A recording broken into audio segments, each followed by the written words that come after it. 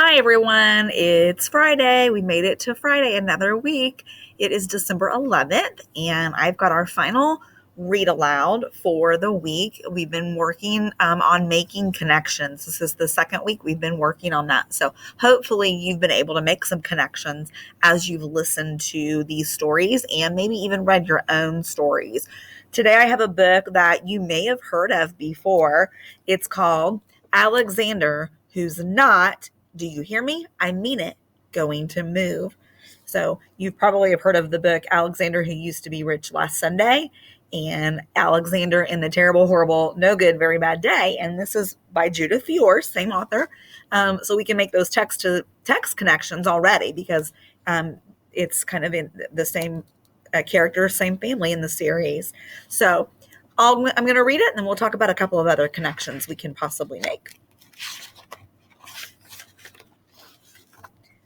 They can't make me pack my baseball mitt or my I Love Dinosaurs sweatshirt or my cowboy boots. They can't make me pack my ice skates, my jeans with 8 zippers, my compass, my radio, or my stuffed pig. My dad is packing. My mom is packing. My brothers, Nick and Anthony, are packing. I'm not packing. I'm not going to move.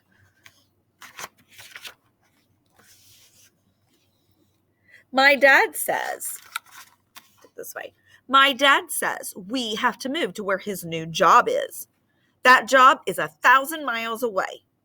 My mom says we have to move to where our new house is. That house is 1,000 miles away. Right next door to the new house, there's a boy who is Anthony's age. Down the street, there's a boy the same age as Nick. There's no one next door or down the street, or maybe for 1,000 miles, who is my age. I'm not. Do you hear me? I mean it. Going to move.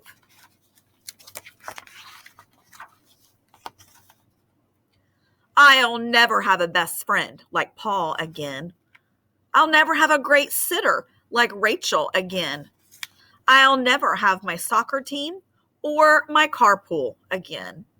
I'll never have kids who know me, except my brothers, and sometimes they don't want to know me. I'm not packing. I'm not going to move. Nick says I'm a fool and should get a brain transplant. Anthony says I'm being immature. My mom and my dad say that after a while I'll get used to living 1,000 miles from everything. Never. Not ever. No way. N-O.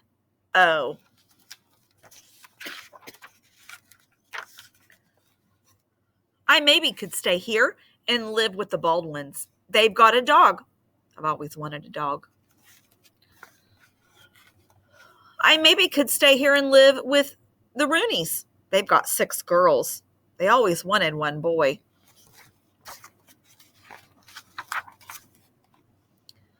I maybe could stay here and live with Mr. and Mrs. Oberdorfer. They always give great treats on Halloween. I maybe could stay here and live by myself in maybe a treehouse or maybe a tent or maybe a cave.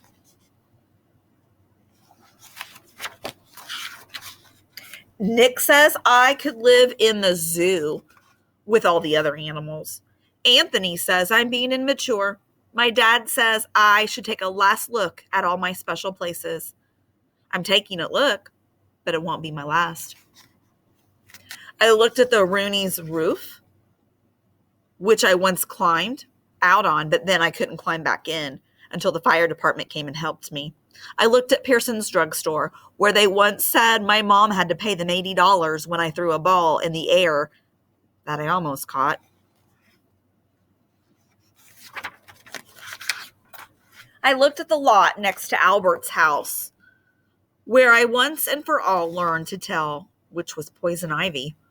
I looked at my school, where even Mrs. Knoop, the teacher I once spilled the goldfish bowl on, said she'd miss me.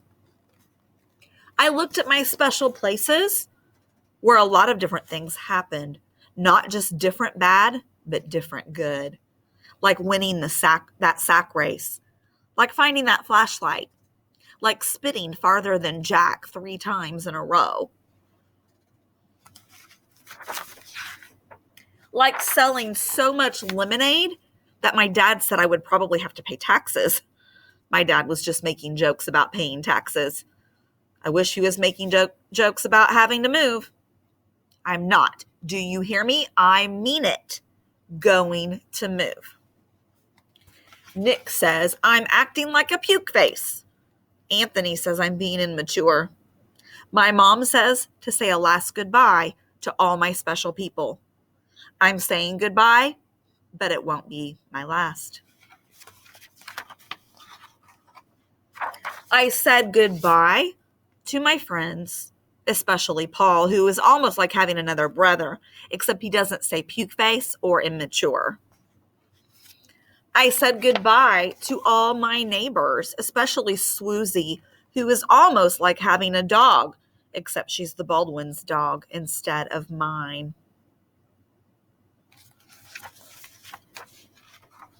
I said goodbye to Rachel, who taught me to stand on my head and whistle with 2 fingers, but she says, don't try to do both at the same time.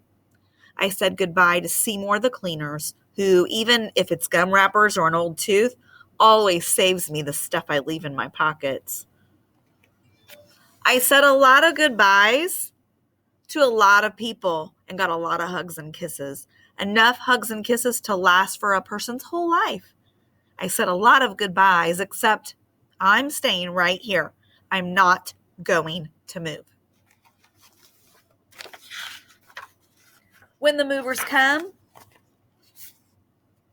to put my bedroom furniture on their truck, maybe I'll barricade my bedroom door. When my dad wants to tie my bicycle to the roof rack on top of this old station wagon, maybe I'll lock up my bike and bury the key. When my mom says, finish packing up, it's time for us to get going, maybe she'll look around and she won't see me. I know places to hide where they'd never find me. Like behind the clothes racks at Seymour's the Cleaners. Like underneath the piano in Eddie's basement. Like inside the pickle barrel at Friendly's Market. Or maybe I could hide in the weeds in the lot next to Albert's house. Now that I know how to tell which is poison ivy. I'd rather have poison ivy than have to move.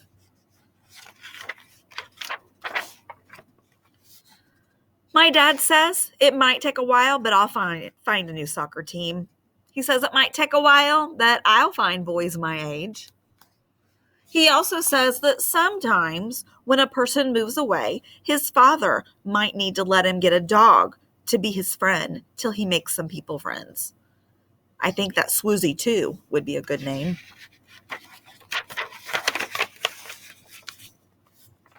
My mom says it might take a while, but we'll find a great sitter. She says it might take a while, but we'll find a cleaners who even saves gum wrappers and old teeth.